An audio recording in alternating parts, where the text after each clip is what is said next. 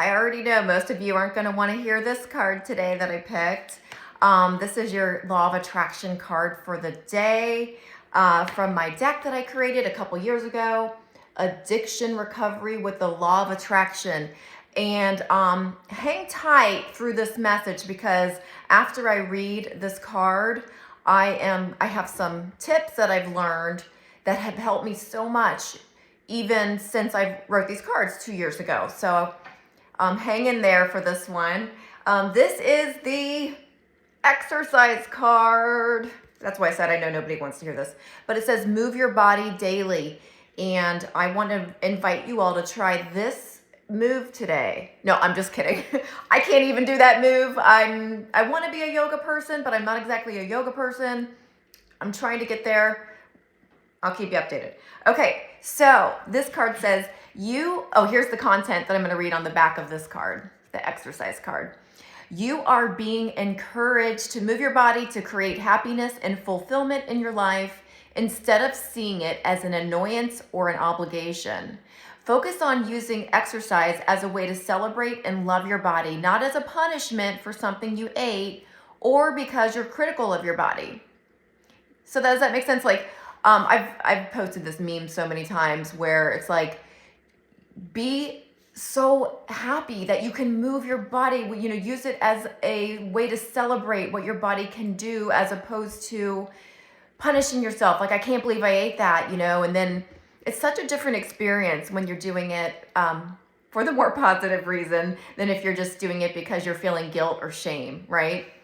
Okay, moving on. So one healthy choice leads to another. So if you can find time in the morning to exercise, you will notice that you tend to make healthier decisions throughout the day.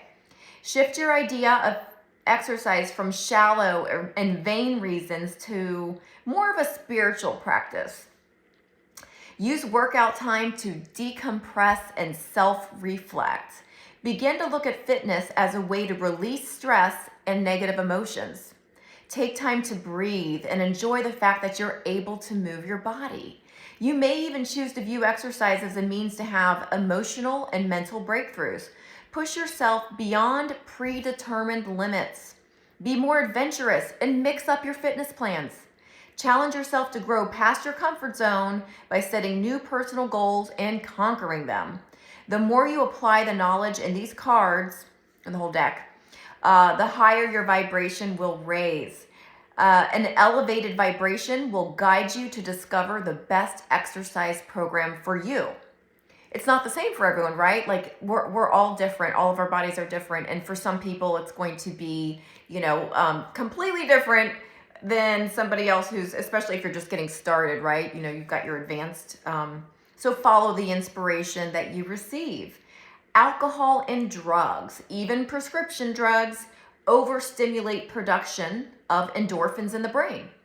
Over time, the body loses its ability to produce endorphins naturally due to this overproduction. While in recovery, so recovery from like drugs and alcohol, even prescription drugs, like it says, regular exercise boosts endorphin levels and can help reverse the damage caused by alcohol and drugs. The proper brain chemistry and balance can usually be restored through proper nutrition and exercise. So that's your exercise card. That's your message for the day. Law of Attraction message. So guys, I wanted to tell you that since I made these cards, I learned a lot about my own body and what works best for me. So I'm 49 years old, and I've had to change a lot. Like, when we're younger, some things work better, but I think like it's always good to go back in to reevaluate what is working for you, what's not working for you. Like this card said, it's really important to mix things up too, especially if you find that you're plateaued at a certain weight, mix it up. Also, something important to note is diet is 80% of it. Like if you cannot, you probably heard this. Well, there's a couple sayings. Abs, like abdominals, abs are made in the kitchen, right? And that means nutrition is very important. And also, you cannot out-train a bad diet. If you have a bad diet, I mean, hours and hours at the gym it's so much easier to eat calories than to burn them. That's what I'm saying. So what I've learned is, I've really switched up my diet a lot, and that's another story for another video to come. I'm really made a lot of major changes lately, and it's working great for me. But something I want to stress here is that I was doing so much cardio, and my cortisol levels were like off the charts high. And it turns out that, I was doing like way too many of these high intensity, they're called HIIT classes, high intensity, I forgot what HIIT stands for, HIIT. Somebody could comment below, I forgot. But I was doing all these high intensity classes, like let's say it's CrossFit would be an example, just a lot of running and things like that. And it was actually working against me because it's increasing my cortisol levels, which causes inflammation. And also when your cortisol levels are high, it doesn't matter what you really do, like you cannot lose weight. So that's something to look into. So I have moved things more into focusing more on my diet and also strength training, strength and resistance training. And I'll still do some HIIT stuff. Like I'll get on my treadmill and I'll do like 10 minutes of a walk sprint. So back and forth only for 10 minutes. And another thing is I was doing a lot of steady state cardio, which really isn't very helpful. Like it's actually going to boost your metabolism so much more when you do these 10 minutes of like HIIT, which is just, but you don't want to do it every day. I was doing like 50-minute classes way too many times a week, and it ended up working against me, causing inflammation, and then I couldn't lose weight, and I was working so hard and I couldn't figure it out. So that's something to really keep in mind. Also the steady state cardio, this is going to be like when you're just running at a steady pace on the treadmill for like an hour. It's going to burn calories, but what's really going to affect your metabolism is when you go up and down instead of steady state at a slow pace. So those are just some tips. And also something really good about exercise is do it in the morning. My card did mention this, but before you eat. While you're still in a fasted state, you're going to see a huge difference with getting those calories burned off, getting back, losing weight. That's really good for if you're on a plateau and you can't seem to budge your weight. Try that. First thing in the morning, do cardio before you've eaten.